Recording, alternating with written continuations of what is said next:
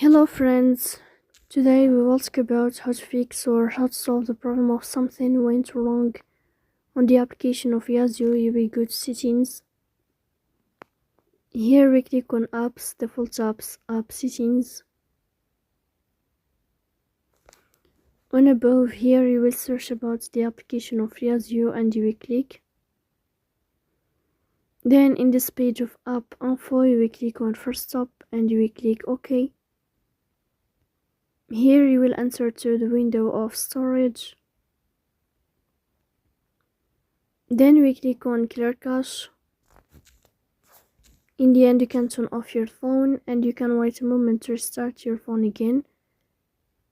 So that's all, don't forget to support us by like and subscribe. See you next time in another video and thank you for your watching and your attention.